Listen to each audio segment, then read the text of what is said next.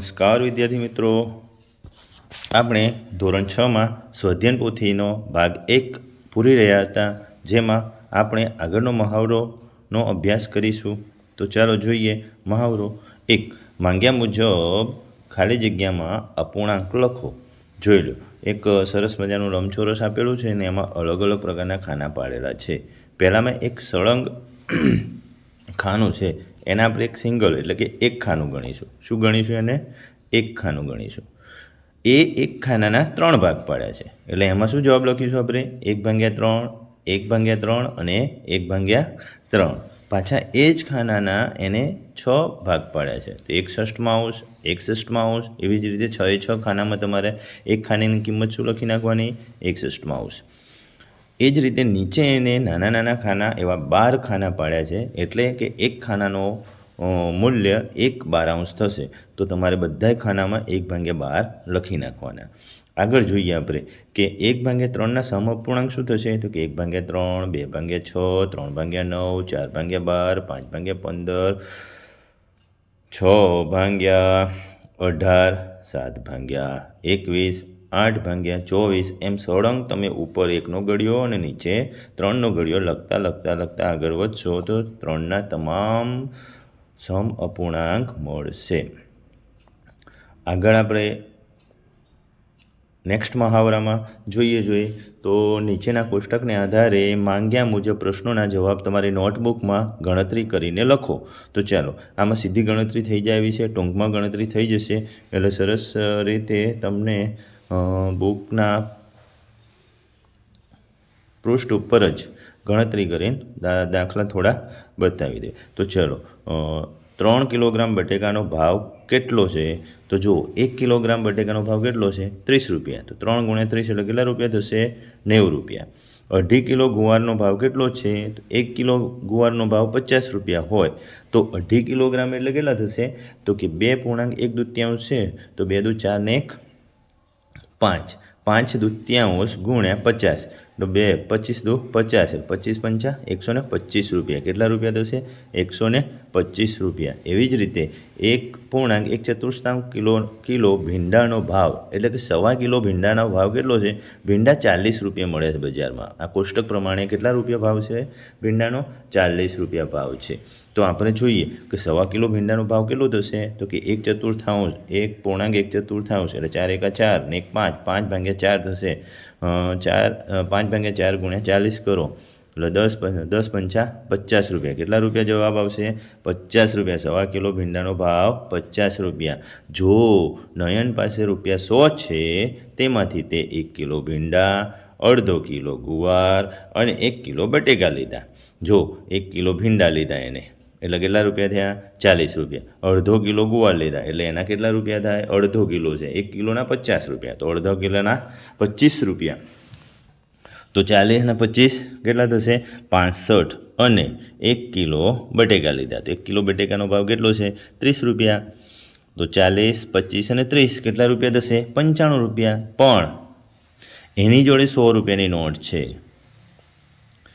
તો 95 રૂપિયા આપશે, તો દુકાનદાર એને કેટલા પાછા આપશે? 5 રૂપિયા. હવે ઉદાહરણ નંબર 17 જોતાં એવું લાગે છે કે આપણે અવયવો આપવાના છે. તો નેક્સ્ટ મહાવરામાં આપણે નીચે આપેલી સંખ્યાઓના તમામ સંખ્યાઓના સરસ રીતે અવયવો શીખીશું. તમને નીચેની સંખ્યાના અવયવો આપો. આપણે જૂની પ્રણાલી પ્રમાણે અગાઉ જ્યારે આપણે 4થા 5મામાં શીખતા હતા ત્યારે તમને દરેક બાળકોને કેવી રીતે શીખવવામાં આવતું? આવી રીતે શીખવવામાં આવતું.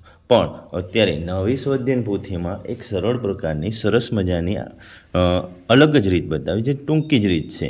એના ગુણકો લખવાના કીધા છે. શું લખવાનું કીધું છે? ગુણકો લખવાના કીધા છે.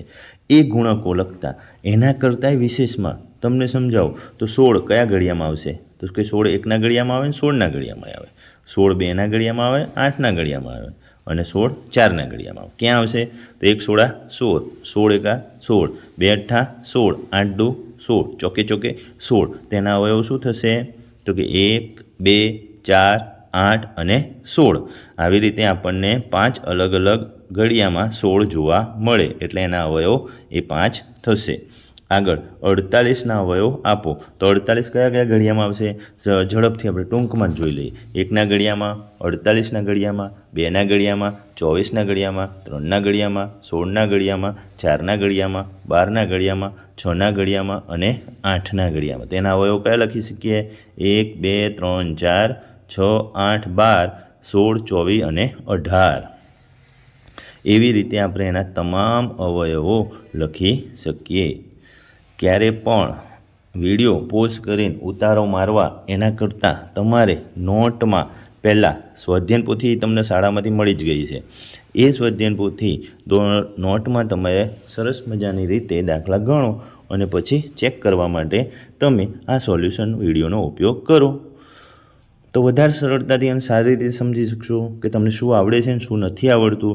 તો આપણે 15ના અવયવ આપીએ તો કે 1ના ઘડિયામાં આવે, 15ના ઘડિયામાં આવે, 3ના ઘડિયામાં આવે અને 5ના ઘડિયામાં. તો 15ના અવયવ શું થાય? 1, 3, 5 અને 15. એવી જ રીતે 25માં 1, 5 અને 25. કેમ? તો કે 1ના ઘડિયામાં આવે, 25ના ઘડિયામાં આવે, 5ના ઘડિયામાં આવે.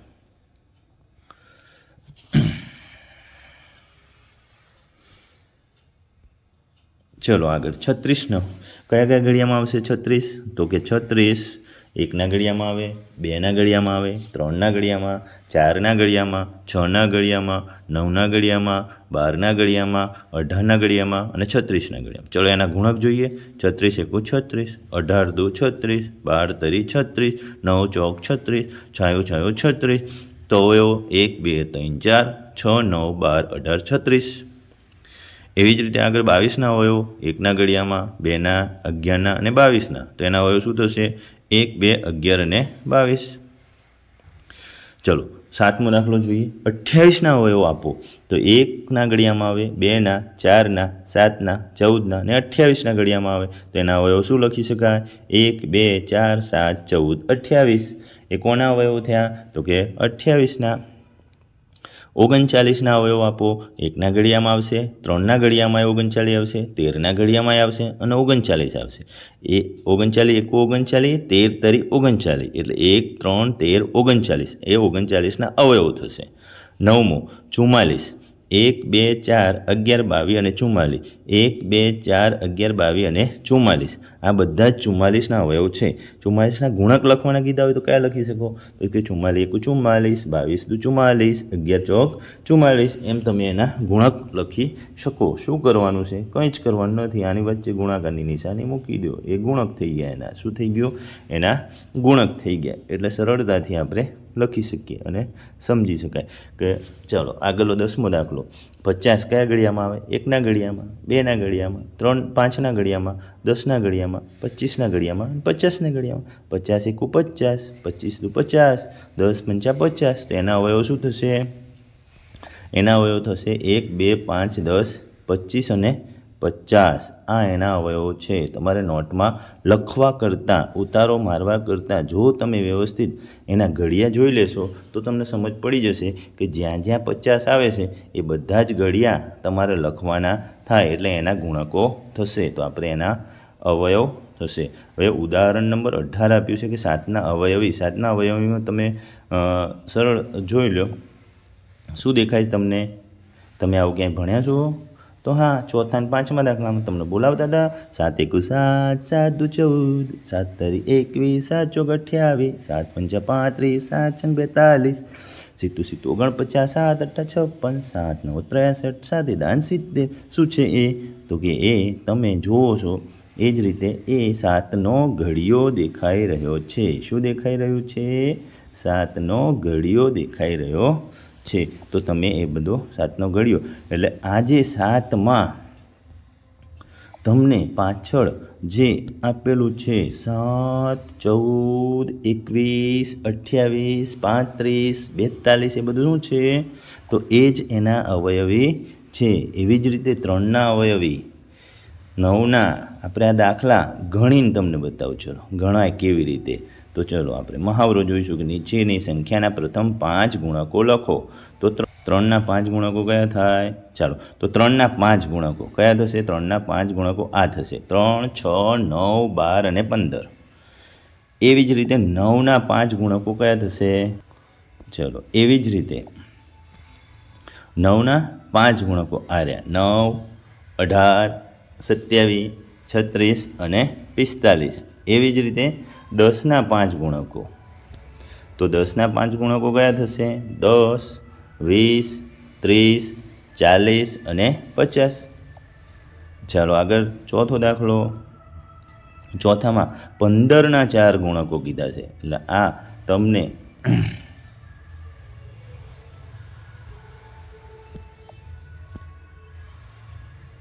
ચાલો આગળનો દાખલો આપણે જોઈએ.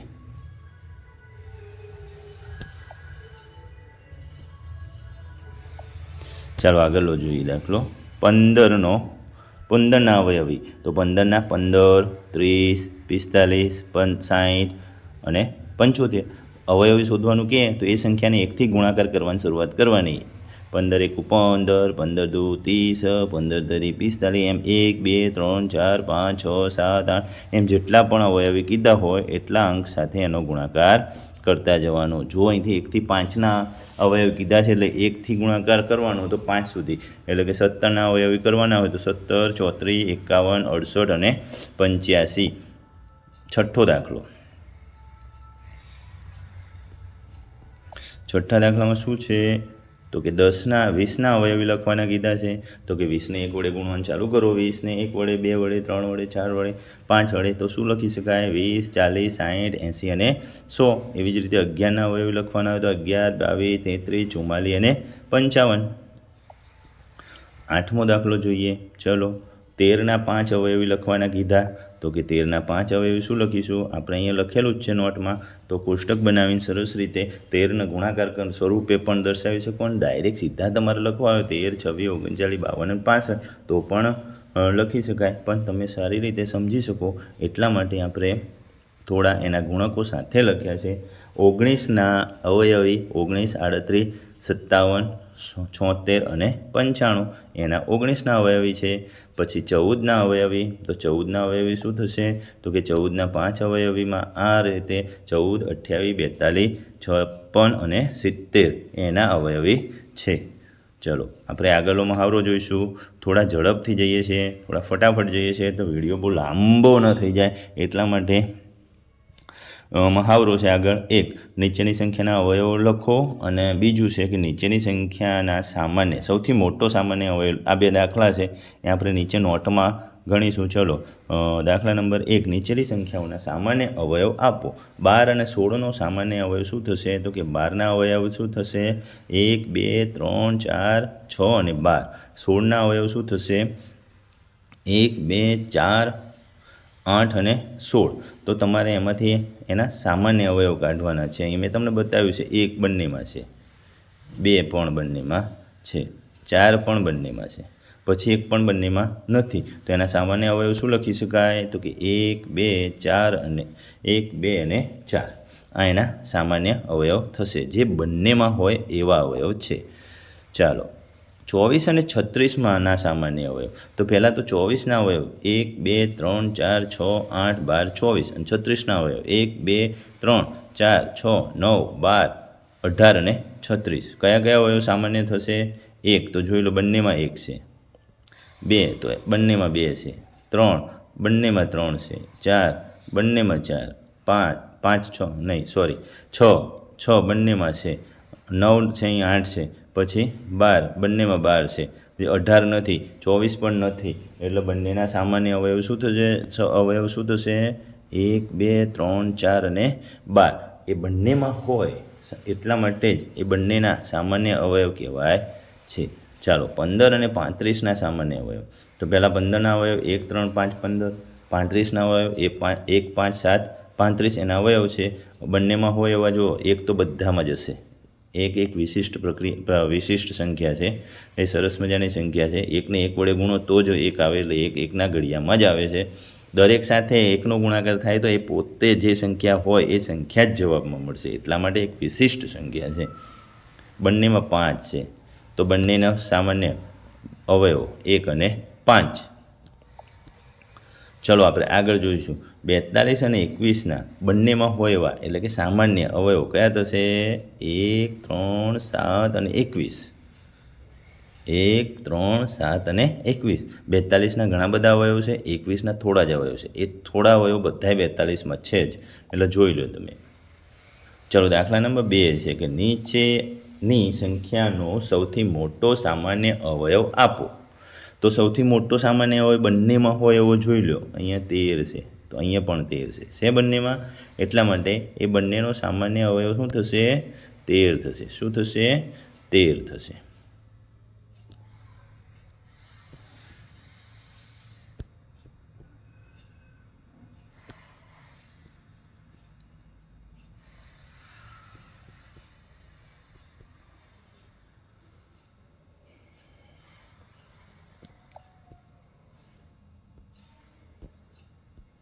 ચાલો બીજો દાખલો 10 અને 40 બંનેમાં સામાન્ય કયું થાય? 10 ચોક 40 એટલે બંનેમાં હોય એવું 10 છે. બંનેમાં હોય એવું કોણ છે? બંનેમાં હોય એવો 10. તો અહીંયા પણ 10 છે અને અહીંયા પણ 10 છે. તેનો મોટામાં મોટો નાનામાં નાનો સામાન્ય અવયવ કયો થશે? તો કે 10. સૌથી મોટો સામાન્ય અવયવ કયો થશે? તો કે 10. 14 અને 28 તો ડેફિનેટલી સીધું 14 તો 28 થાય એટલે બંને 14 એ ગુણક છે એટલે 14 મોટા મોટો અવયવ થશે. 14 શું થશે? મોટામાં મોટો અવયવ થશે. ચોથો દાખલો 35 અને 45. 35ના અવયવ આપેલા છે, 45ના અવયવ છે. સોરી, ચોથો દાખલો 30 અને 45. તમે જુઓ 30 એ 15 દુ 30 થાય અને પેલું 15 તરી 45 થાય. બંને 15ના ગુણક છે માટે એ બંનેનો મોટામાં મોટો અવયવ શું થશે? 15. ચાલો આગળનો મહાવરો જોઈશું આપણે. થોડા ઝડપથી જઈએ છીએ.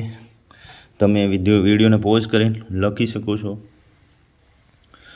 સામાન્ય ગુણક ગમે તે 4 સામાન્ય ગુણક લેવાના છે. થોડા વિશિષ્ટ પ્રકારે આપણે આ દાખલા ફટાફટ ગણીશું. ચલો તો નોટમાં જોઈએ કે નીચે દાખલા નંબર 1 નીચેની સંખ્યાઓના પ્રથમ 4 સામાન્ય ગુણક લખો. 2 અને 3ના સામાન્ય ગુણક. જો 2ના અવયવ ગુણક એટલે અવયવી.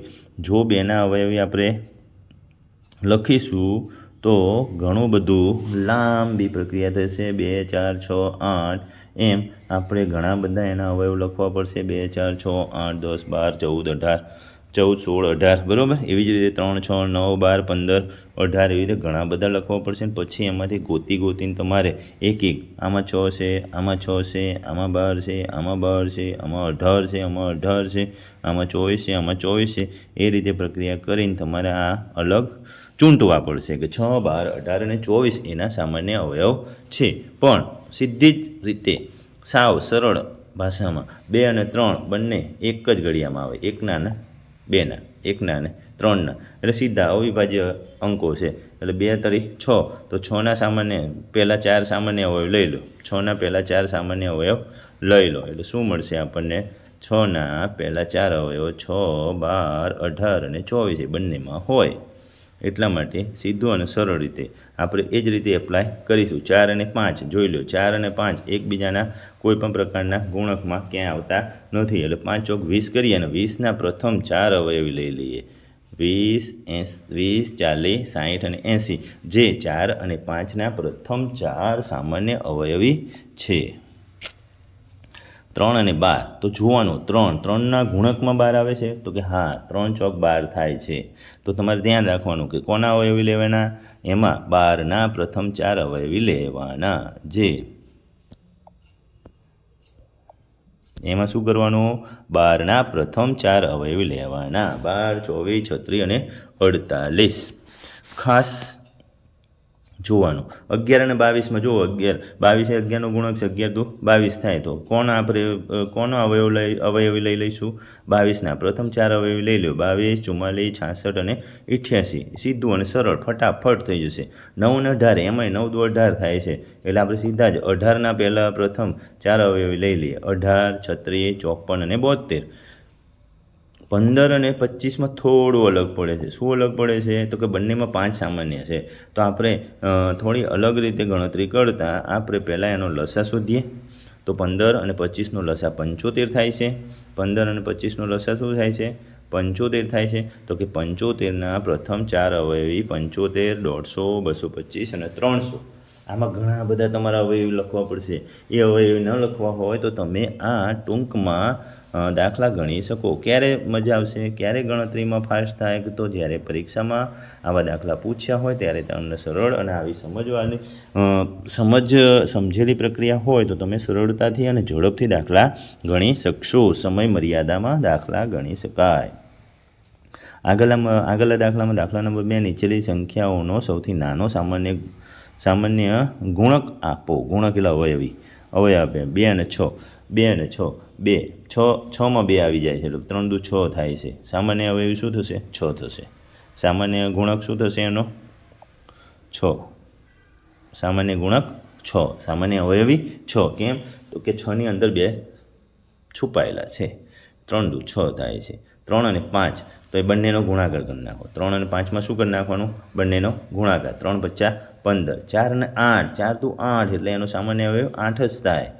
10 અને 15 એનો લસા લઈ લો. એટલે એનો સામાન્ય અવયવ શું થઈ જાય? એનો લસા. શું થઈ જાય? એનો લસા. 10 અને 15 એમાં સામાન્ય 5 છે અને 2 અને 3, 6 × 5 = 30 એટલે 30 એનો સામાન્ય અવયવી થશે.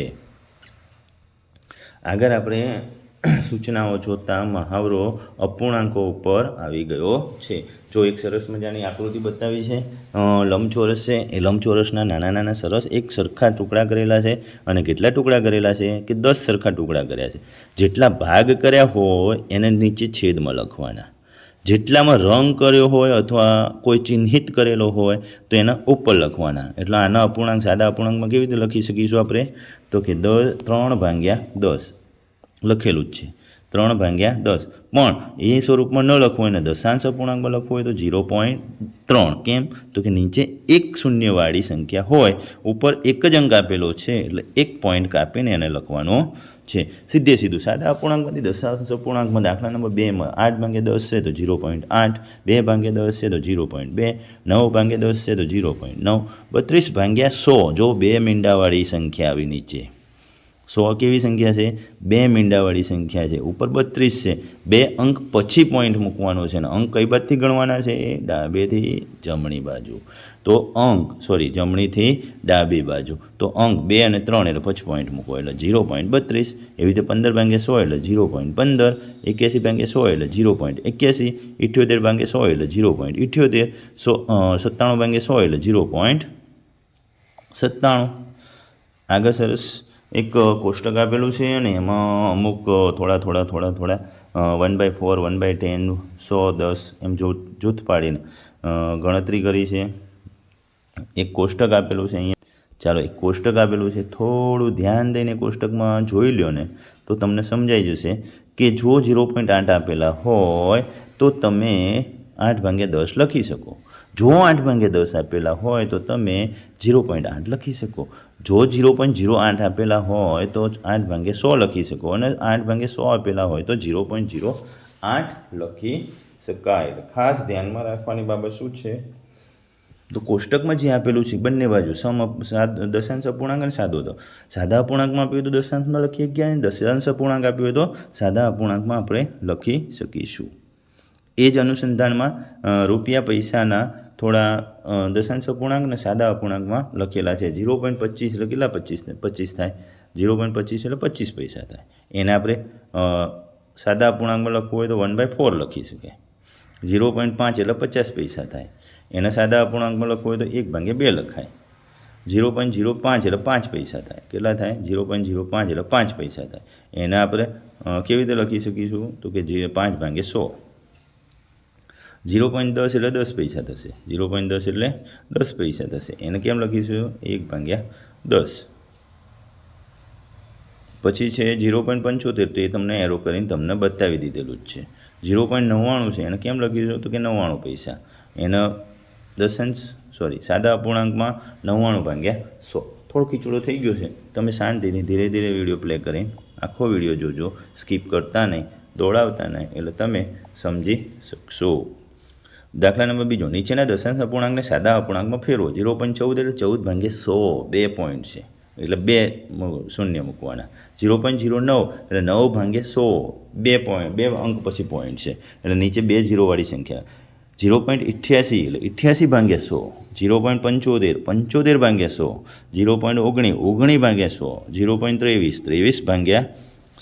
આ દશાંશ અપૂર્ણાંકમાંથી સાદા અપૂર્ણાંકમાં ફેરવવાની પ્રક્રિયા ખૂબ જ સરળ છે. નીચે આગળ આકૃતિ ઉદાહરણમાં જોતા પરિમિતિ શોધવાની પ્રક્રિયા આગળના મહાવરામાં આપણે મહાવરો કરવાનો છે. તો તમને આગળના મહાવરામાં 4 એક અલગ અલગ આકૃતિ આપેલી છે. નીચે થોડા વ્યવહારો કોયડા આપેલા છે.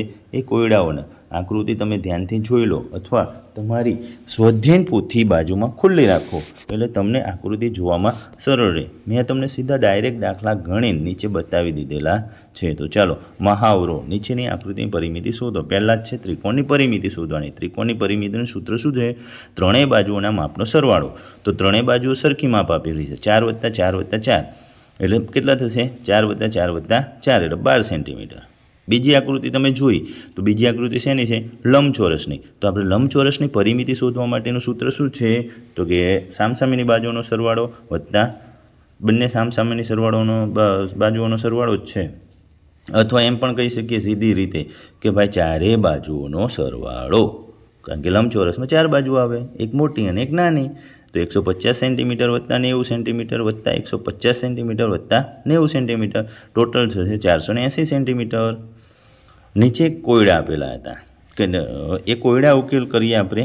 તો ચલો ત્રીજો ઉદાહરણ આપેલું છે, ત્રીજો કોયડો આપેલો કે નીચેનામાંથી કઈ આકૃતિની પરિમિતિ, હજી ત્રીજો દાખલો છે આકૃતિવાળો, કે નીચેની જે આકૃતિ આપી છે એક લંબચોરસ અને ચોરસ એના માપ સાથે આપેલી છે, એ બંનેમાંથી કઈ આકૃતિનું પરિમિતિ સૌથી વધારે અથવા તો કે બીજી આકૃતિ કરતાં વધારે હશે. તમે જોઈને કહી શકાય? જોઈને તમને તો એવું જ લાગશે કે લંબચોરસની પરિમિતિ વધારે હશે, પણ તમે ગણતરી કરો એટલે ખબર પડશે કે લંબચોરસ કરતાં ચોરસની પરિમિતિ વધી ગઈ. કેમ? તો કે 4 બાજુઓ સરખી આપેલી છે. આમાં એક બાજુનું માપ 5 છે અને બીજી બાજુનું માપ 3 છે એટલે બે બાજુનું માપ સરખું છે અને બીજી બાજુનું માપ ઓછું થઈ જાય એટલે લંબચોરસની પરિમિતિ ઘટી જશે. માટે ઉકેલમાં લખી શકાય આકૃતિ બીની પરિમિતિ વધારે થાય છે. ચાલો દાખલા નંબર 3, એ પણ એક સરસ મજાનો કોયડો આપેલો છે કે એક મેદાનની લંબાઈ 90 મીટર અને પહોળાઈ 75 મીટર છે. આ મેદાનની ફરતે એક આંટો મારતા કેટલા મીટર અંતર કપાયું ગણાય? તો મેદાન કેવું થયું? લંબાઈ અને પહોળાઈ આપેલી છે, એનો મતલબ કે મેદાન લંબચોરસ છે.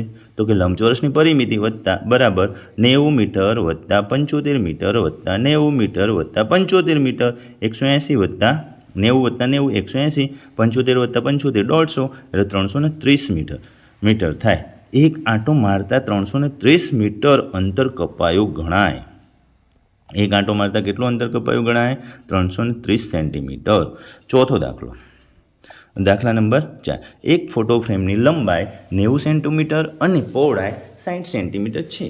તો આ ફોટો ફ્રેમની કિનારીએ લગાવવા કેટલા સેન્ટીમીટર લાંબી પાતળી પટ્ટી જોઈએ? ફોટો ફ્રેમની લંબાઈ, ફોટો ફ્રેમની પરિમિતિ આપણને જોઈને લંબાઈ અને પહોળાઈની વાત કરીએ એટલે ફોટો ફ્રેમ લંબચોરસ જ હશે.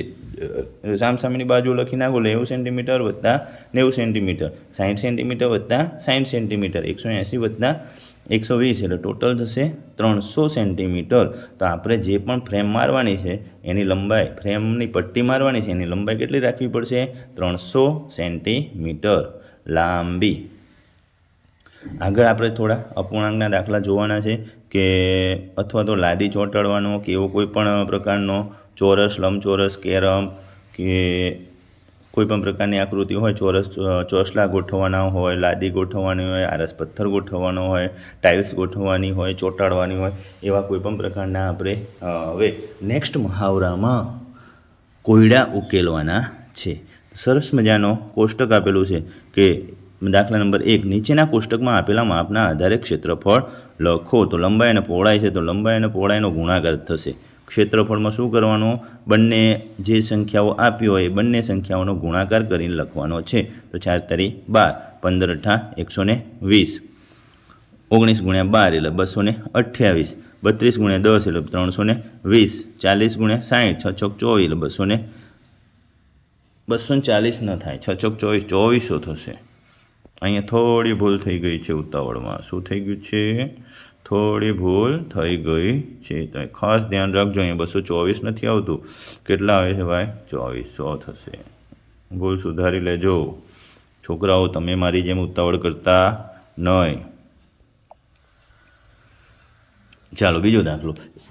આપણે એના કોયડા છે એ સીધા નીચે ગણી નાખીએ નોટમાં. ચલો મહાવરો. દાખલા નંબર બીજો. એક લંબચોરસ બારીની લંબાઈ 70 સેન્ટીમીટર અને પહોળાઈ 50 સેન્ટીમીટર છે, તો તેનું ક્ષેત્રફળ શોધો. લંબચોરસ બારીનું ક્ષેત્રફળ લંબાઈ ગુણ્યા પહોળાઈ. લંબાઈ કેટલી આપી? 70 અને પહોળાઈ કેટલી આપી? 50. 7 × 35 લખીને બંનેના 0 મૂકવાના છે.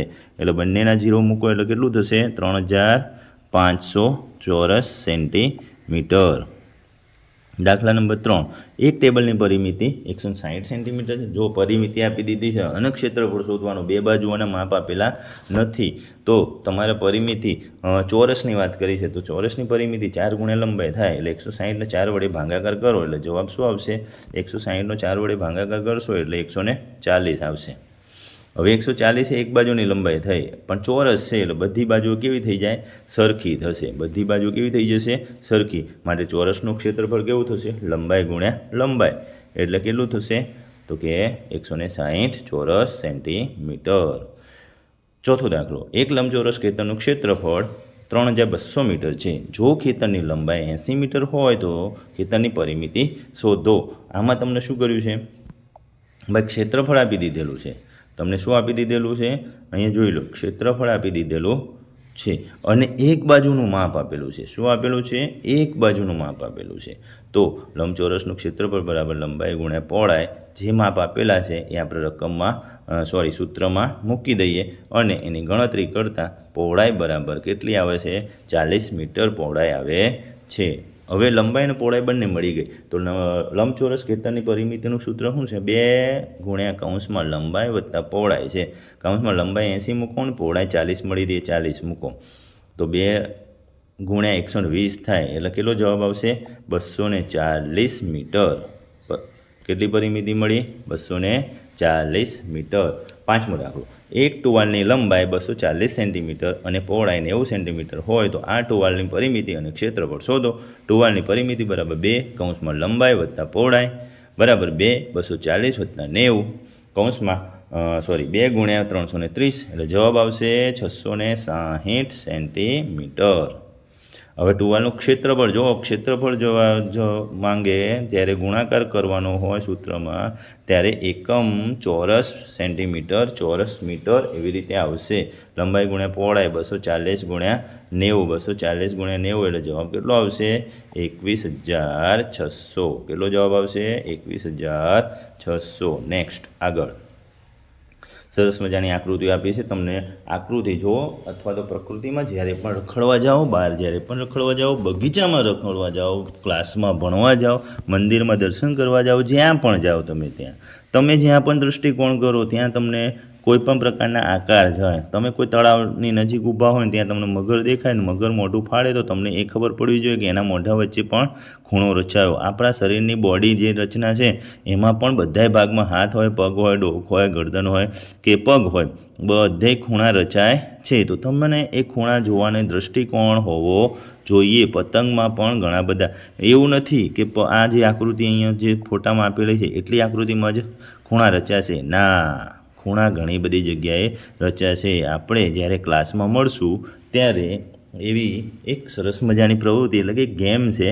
એ ગેમ તમને રમવા આપીશ અને તમારે પ્રકૃતિ સાથે જોડાઈને બગીચામાં, આપણા મેદાનોમાં, આજુબાજુ ક્લાસમાં કેટલી જગ્યાએ ક્યાં ખૂણાઓ રચાય છે એ તમારે શોધવાનું છે. હવે નીચે મહાવરો છે, એમાં દાખલા નંબર 1 છે કે નીચે જે આકૃતિઓ આપી છે ને એમાં જે નિર્દિષ્ટ ખૂણા કર્યા છે એ ખૂણા કેવા છે? કાટકોણ છે, કાટકોણથી મોટા છે કે કાટકોણથી નાના છે? તો ચાલો આપણે નક્કી કરી નાખીએ. ભાઈ કેરમમાં જે ખૂણા બને એ કાટકોણ હોય. કેવા હોય? કાટકોણ હોય. આ જે લંબચોરસ છે ને વચ્ચે જે વિકર્ણો દ્વારા ખૂણો બને છે એ કાટકોણથી નાનો હોય. એ કેવો હોય? કાટકોણથી નાનો હોય. હવે આ વૃક્ષની વચ્ચે જે ડાળી વચ્ચે જે ખૂણો બને છે કાટકોણથી મોટો હોય ભાઈ. ડાળી વચ્ચે જે ખૂણો બને એ કેવો હોય? કાટકોણથી મોટો. આ કંઈક જોકરની ટોપી છે ને એના એક કાનથી બીજા કાન વચ્ચે અને ટોપી વચ્ચે કયો ખૂણો બને છે? તો કે કાટકોણથી નાનો ખૂણો બને છે. તો તમને ગણતરી કરવાની નથી પણ સીધું બતાવવાનું છે એટલે મેં તમને બુકમાં જ બતાવી દીધું. એવી જ રીતે દાખલા નંબર બીજો છે કે તમે જે ખૂણો આપેલો છે ખૂણાને ઓળખીને નીચે એનું નામ લખવાનું છે. કેવો ખૂણો છે? તો કે કાટકોણથી નાનો છે આ ખૂણો. કેવો છે? કાટકોણથી નાનો. આ પણ જોઈ લો કાટકોણથી નાનો, પણ અહીંયા તો 90નો જ છે ભાઈ, એટલે 90નો ખૂણો હોય ત્યારે એને શું કહેવાય? કાટકોણ. આ કાટકોણથી નાનો, આ કાટકોણથી મોટો, આ કાટકોણથી નાનો, આ પણ કાટકોણથી નાનો, આ કાટકોણથી મોટો. જે આવી રીતે ધારો કે આ કાટકોણ રચાય છે એમાં ખૂણો આમ જતો હોય તો મોટો થાય ને ખૂણો આમ જતો હોય તો નાનો થાય. ખાસ ધ્યાન રાખવાનું છે. ચલો હવે તમારે આ ઉદાહરણ જોતાં મને એવું લાગે છે કે આપણે આલેખ ઉપર પહોંચી ગયા છીએ. નીચેનો મહાવરો તમારી શાળામાં રહેલ વૃક્ષોની સંખ્યાને આવૃત્તિ ચિહ્નોનો ઉપયોગ કરીને દર્શાવો. તો નીચે આપણે બુકના પાનામાં દર્શાવી દીધું છે. એ દાખલો આગળ આવશે એટલે હું બતાવીશ. ચાલો બીજો દાખલો છે કે 20 મિત્રોને પસંદ કરો અને એમાં કોને કેટલા? તો આપણા ક્લાસમાં ધોરણ 8માં 20ની સંખ્યા છે. તો ચાલો આપણે બધાને પર્સનલી પૂછી લઈએ કે ભાઈ કોને કઈ ગેમ ગમે છે. તો ચલો ભાઈ મને કહો જોઈએ.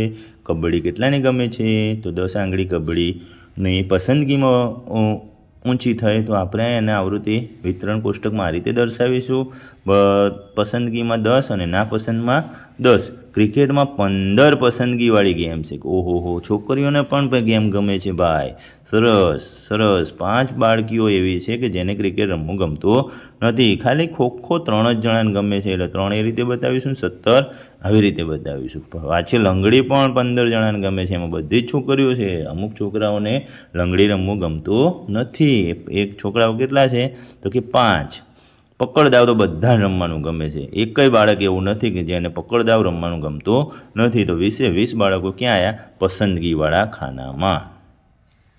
ચલો તમારા 5 મિત્રોના નામ લખવાના છે. તો મૌલિક, સુમેર, સમીર, જિજ્ઞેશ અને ભાવેશ. એ 5 મિત્રોના કુટુંબની સંખ્યા મૌલિકના ભાઈ એના કુટુંબની સંખ્યા 5 છે. તો આવૃત્તિ વિતરણમાં આપણે આ રીતે દર્શાવીશું. આને 7 છે તો આ એક ઝુમખું છે ને 5 દર્શાવે છે. શું દર્શાવે છે? 5. 5 ને 2 7. આ 4 અને આ 2. 5 ને 2 7.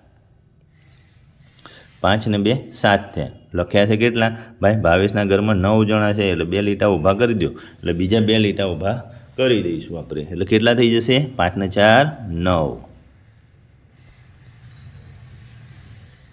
ચાલો આગળ મહાવરા નંબર 1. એક ફળોની વાડીમાં છોડની વિગત નીચેના કોષ્ટકમાં આપેલી છે. તો આ જે વિગત આપેલી છે એ વિગત તમે ધ્યાનથી જોઈ લો અથવા ચોપડી ખુલ્લી રાખો બંને દાખલા માટે. હું તમને આગળ નોટમાં બતાવી દઉં કેવી રીતે ગણવાનો છે. મહાવરો એક શાળામાં એક વર્ગની હાજરી નીચેના આલેખમાં દર્શાવેલ છે તેના આધારે એનો મહાવરો નથી. સીધો અહીંયા મહાવરો શું બતાવે છે કે તમારી શાળામાં રહેલ વૃક્ષો. પહેલો દાખલો તમને કીધો હતો ને ઉપર, કયો દાખલો કીધો હતો? અહીંયા જે બાકી રાખ્યો હતો ને આપણે આ મહાવરામાં, એ મહાવરાનો જે પહેલો દાખલો છે એની ગણતરી તમને બતાવવાની હતી. તો ચલો એની ગણતરી હું તમને બતાવું. તો જુઓ મહાવરો તમારી શાળામાં રહેલ વૃક્ષોની સંખ્યાને આવૃત્તિ ચિહ્નમાં તો કેટલા? લીમડા 2 છે, સરગવા 4 છે, કરણ 3 છે, ગાંડા બાવળ 5 લખ્યા છે આપણે. રીંગણના છોડ 12 થી 15 17 છે પણ 12 લખ્યા છે. અરવીના છોડ 7 છે. તો ચાલો આપણે લીમડાના આવૃત્તિ વિતરણમાં 2 ઊભા લીટા કરીશું, સરગવામાં 4 ઊભા લીટા કરીશું, કરણમાં 3 ઊભા લીટા કરીશું, ગાંડા બાવળમાં 4 ઊભા લીટા કરીને એક આડો મારીશું એટલે 5 થશે. રીંગણના છોડમાં 1 2 3 4 5 6 7 5 5 10 ને 2 12, 5 ને 2 7. આવી રીતે આપણે આવૃત્તિ વિતરણ કોષ્ટકમાં દર્શાવી દઈશું. હવે મહાવરા નંબર 1. આ કયો દાખલો આવ્યો તમને ખબર પડી? તો કે આ મહાવરાનો દાખલો. આ એક દાખલો, આ બીજો દાખલો અને આ ત્રીજો દાખલો. તો ચલો એની ગણતરી પણ બતાવું તમને. એક ફળોની વાડીમાંના છોડની વિગત નીચેના કોષ્ટકમાં આપેલી છે તેના આધારે લંબ આલેખ દોરો. તો ઉપર જે વિગત આપેલી છે એ આધારે આપણે અહીંયા લંબ આલેખ દોરેલો છે. તો તમે શાંતિથી ફૂટ પેન્સિલ અને ફૂટપટ્ટી પેન્સિલ અને રબરની મદદથી આ સરસ આલેખને તમારી નોટમાં દોરવાનો પ્રયત્ન કરો. ખાસ માપનું ધ્યાન રાખજો, માપમાં ભૂલ થાય નહીં. જો પહેલાં 5 છે તો આ 5 સુધી લીધેલા છે, પછી 15 છે, પછી કંઈક 13 કે 14 હશે. જો જોઈએ આપણે આકૃતિમાં, હા કોષ્ટકમાં કેટલા છે ભાઈ? 12 છે, 14 છે અને 5 છે. આ કેટલા દર્શાવેલા છે? આ 12. આ કેટલા દર્શાવેલા છે? 14. અને આ કેટલા દર્શાવે છે પાછા? 5. ચલો એ જ રીતે બીજો કોષ્ટક આવ્યો, બીજો આલેખ આવ્યો, લંબ આલેખ દોરવાનો, સીધી લીટી. એક વર્ગખંડના વિદ્યાર્થીઓમાં બાળ મેળામાં જુદી જુદી પ્રવૃત્તિઓમાં ભાગ લીધેલ છે તે નીચે કોષ્ટકમાં દર્શાવ્યું છે. તેના આધારે લંબ આલેખ બનાવો. તો લંબ આલેખ બનાવવા માટે તમને આ વાય અક્ષ લીધેલો છે અને આડો છે એ એક્સ અક્ષ છે. આ વાય અક્ષમાં ઊભા જે સંખ્યા આપેલી છે અહીંયા નામ દર્શાવી દેવાના છે એક્સ અક્ષ ઉપર. અને તમારે શાંતિથી ફૂટપટ્ટી અને પેન્સિલની મદદથી, મેં લાલ પેનથી દોર્યું છે, તમારે લાલ પેનથી દોરવાનું નથી. આ 6ની કિંમત છે, અહીંયા કેટલી કિંમત છે? 6. અહીંયા કેટલી છે? 8 કિંમત છે. અહીંયા કેટલી છે? 7ની કિંમત છે. અહીંયા કેટલી છે? 5. અહીંયા કેટલી છે? 4. એ ખાસ તમે ધ્યાન રાખજો અને શાંતિથી ફૂટપટ્ટી પેન્સિલ રબરનો ઉપયોગ કરીને જ દાખલા ગણવા. ચાલો આગળ, કે આપેલા કોષ્ટકમાં તમારા શિક્ષક મિત્રોની યાદી બનાવો અથવા તો તમારા શિક્ષકોની યાદી બનાવો. તેમની ઉંમર દર્શાવીને માહિતીના આધારે લંબ આલેખ બનાવો. ચલો આપણી શાળામાં કયા કયા શિક્ષકો છે? જનકભાઈ છે, જગદીશભાઈ છે, લાલજીભાઈ છે, રણજીતભાઈ છે અને અરુણભાઈ છે. તો જનકભાઈની ઉંમર 42 વર્ષ છે, જગદીશભાઈની 45, લાલજીભાઈની 35, રણજીતભાઈની 25 અને અરુણભાઈની 40. આ ઊભું જે છે એને શું લઈ લઈશું? વાય અક્ષ લઈ લઈશું. આડું જે છે એને શું લઈશું? એક્સ અક્ષ લઈ લઈશું. જનકભાઈની ઉંમર કેટલી છે? તો કે 42 વર્ષ છે. જગદીશભાઈની કેટલી છે? 45 વર્ષ છે. લાલજીભાઈની 35 છે. રણજીતભાઈની 25 છે અને અરુણભાઈની કેટલી છે? 40 છે. તો ઊભા ઊભા થાંભલા દોરી દેવાના અને તમારે શાંતિથી ફૂટપટ્ટી પેન્સિલની મદદથી નોટમાં આલેખ દોરવાનો પ્રયત્ન કરવાનો છે. આ એક દાખલો તમારી નોટમાં ગણવામાં બાકી રહી ગયો હતો. તો ચાલો ગણીએ કે એક શાળામાં એક વર્ગની હાજરી નીચેના આલેખમાં દર્શાવેલ છે. તેના આધારે નીચેના પ્રશ્નોના જવાબો આપો. તો ચલો આલેખ ક્યાં આપેલો છે? તો કે આ સરસ મજાનો આલેખ આપેલો છે અને તમારે જોઈને જવાબ લખવાના છે. જો પહેલો પ્રશ્ન છે કે સૌથી વધારે હાજરી કઈ છે? તો જે ઉપર મોટો ખંભો દેખાય ને એ જોવાનું. ક્યાં આગળ છે? તો કે 30 બુધવારે. કયા દિવસે સૌથી ઓછી છે? તો સૌથી નાનો ખંભો જે દેખાય ને એ જોવાનો. કયો દિવસ છે ભાઈ સૌથી નાનો? શુક્રવાર. કયા દિવસે સરખી છે? તો જોવાનું તમારે ધ્યાનથી કે ક્યાં ભાઈ સરખું ખાના પડે છે? તો કે અહીંયા અને અહીંયા. તો કયા દિવસે છે? ગુરુવાર અને સોમવાર. સોમવાર અને ગુરુવાર. ગુરુવારે કેટલા વિદ્યાર્થીઓ હાજર છે? તો ગુરુવારે જુઓ ક્યાં છે? તો કે 20 વિદ્યાર્થીઓ. શનિવારે કેટલા વિદ્યાર્થીઓ હાજર છે? તો શનિવારે જોઈ લેવાનું તમારે કેટલા વિદ્યાર્થીઓ છે? 25. એવી જ રીતે બીજો આલેખ છે, એ આલેખમાં પણ તમારે જોઈને જવાબ આપવાના છે. તો કે નીચે આપેલા આલેખ પરથી નીચેના પ્રશ્નોના જવાબ આપો. એનો મતલબ શું થાય કે તમે આના જવાબ બધા સાચા આપો છો. એનો મતલબ કે તમને આલેખ જોતા અને એનું અર્થઘટન કરીને જવાબ આપતા આવડે છે. તો પહેલાં સૌથી વધુ ગુણ કોણે મેળવ્યા છે? તો જે મોટો ખંભો છે ને 60 વાળો એ રામે સૌથી વધુ ગુણ મેળવ્યા છે. તમારે જવાબ એ રીતે લખવાનો છે. સૌથી ઓછા ગુણ કોણે મેળવ્યા છે? તો કે જો સૌથી નાનો ખંભો છે ને 30 માર્ક્સવાળો અક્ષયનો, એને અક્ષયે સૌથી ઓછા ગુણ મેળવ્યા છે.